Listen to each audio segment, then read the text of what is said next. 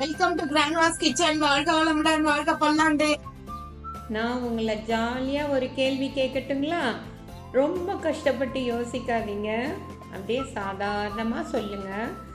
Answer தெரிஞ்சதுன்னா comment செக்ஷனில் சொல்லுங்கள். எப்போவுமே பாட்டு பாடிக்கிட்டே இருக்கிற பறவை எதுங்க? இன்னைக்கு நம்ம பார்க்க போகிறது ஒரு கொத்தமல்லி சாதங்க. அதுக்கு நல்லா ஒரு கைப்பிடி அளவு பாருங்க, இந்த அளவு கொத்தமல்லி எடுத்துக்கலாம். ஒரு 4 பச்சை மிளகா, அப்புறம் உப்பு, இது எல்லாத்தையும் மிக்சியில் போட்டு அரைச்சி கொண்டு வந்துடலாங்க. அடுப்பில் இப்போ வானொலி வச்சிடலாங்க. வானொலியில் கொஞ்சமாக எண்ணெய் ஊற்றிக்கலாம். இதுக்கு நிறைய எண்ணெய் தேவை கிடையாது, அதனால சும்மா ஒரு 2 ஸ்பூன் எண்ணெய் ஊற்றினாவே நமக்கு போதுமானதாக இருக்குங்க. இப்போ அதில் நல்லா 1 ஸ்பூன் இருக்கிற மாதிரி கடுகு போட்டுடலாம். ஒரு 3 ஸ்பூன், குட்டி ஸ்பூன் தானே இது, அதனால ஒரு 3 ஸ்பூன் இருக்கிற மாதிரி உளுத்தம்பருப்பை போட்டுடலாம். கட் பண்ணி வச்சுக்கிற வெங்காயத்தை ஒரு கப் அளவு போட்டுடலாம். நல்ல ஒரு கப் அளவு இருந்தால் ரொம்ப நல்லா டேஸ்ட்டாக இருக்கும். இப்போ இதை நல்லா ஃப்ரை பண்ணிக்கலாங்க. அடுப்பை மீடியம் ஃப்ளேமில் வச்சிடலாம். வச்சுட்டு ஃப்ரை பண்ணலாம். வெங்காயத்து கூட கொஞ்சம் லைட்டாக உப்பு போட்டுக்கலாம். ஆல்ரெடி நம்ம கொத்தமல்லி அரைக்கிறதுல கொஞ்சம் உப்பு போட்டிருக்கோம், அதனால லைட்டாக உப்பு போட்டால் போதும். இதுக்கு பட்டை கிராம்பு அதெல்லாம் போட தேவையில்லை, ஆப்ஷனல் தான். அது விருப்பம் இருக்கிறவங்க அதையும் போட்டுக்கலாம். இதில் ஒரு கிராம்பு, ஒரு ஏலக்காய், ஒரு பட்டை, அது மாதிரி போட்டு செய்யலாம். நான் இன்னைக்கு எதுவுமே போடாமல் பிளைன் கொத்தமல்லி சாதமாக பண்ணுறேங்க. இது ரொம்ப சீக்கிரமாக ஆயிரும். வெங்காயம் வறுபடுற டைம் தாங்க நமக்கு. அந்த நேரத்தில் சாதம் வடித்து வச்சிட்டோம்னா இது சீக்கிரமாக 10 நிமிஷத்தில் இதை செஞ்சிடலாங்க. வெங்காயம் இப்போ நல்லா ஃப்ரை ஆயிடுச்சுங்க. ஒரு 2 மினிட்ஸ் தான், 2 நிமிஷத்துலேயே நல்லா ஃப்ரை ஆயிரும்.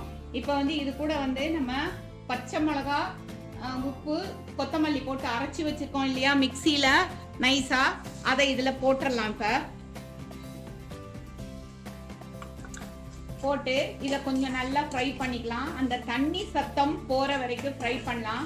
அப்போ தான் சாதம் போட்டால் மத்தியானம் வரைக்கும் அதை சலசலப்பு இல்லாமல் நல்லா டேஸ்ட்டாக இருக்கும். இதில் அந்த தண்ணி சத்தம் போகிற வரைக்கும் கொஞ்சம் கலக்கிக்கலாம். இப்போ என்ன பண்ணலான்னா, நம்ம இதில் புளிப்புக்கு ஒரு மீடியம் சைஸு லெமனை பிழிஞ்சு விட்டுறலாம். ஒரு மீடியம் சைஸாக இருக்கிற லெமனை நம்ம புழிஞ்சிடலாங்க.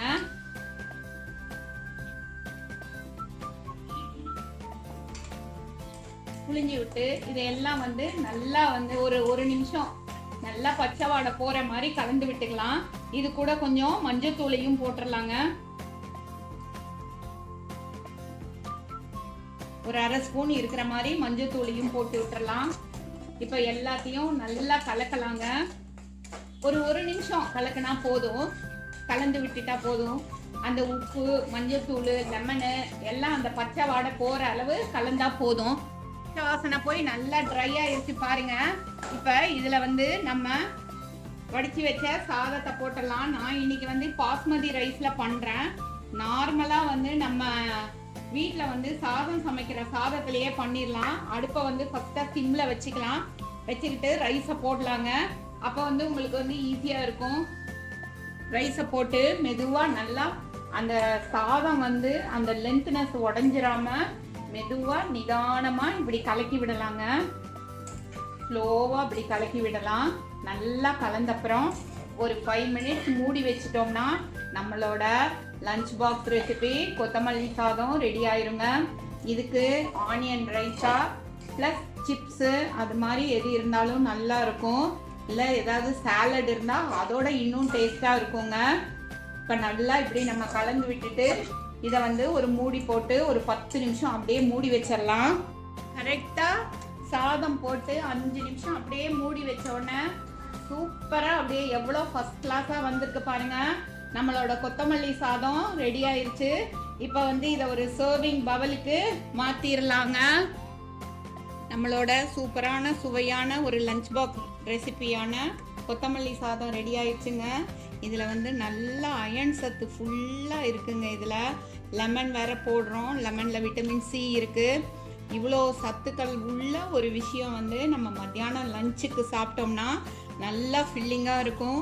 நிறைய பேர் நம்மளோட சேனலை பார்த்து நல்லா என்ஜாய் பண்ணிகிட்ருக்கீங்கன்னு தெரியுதுங்க. ரொம்ப தேங்க்ஸ் ஃபார் வாட்சிங். அப்படியே பார்க்குறவங்க ஒரு சப்ஸ்கிரைபை போட்டு விட்டுருங்க.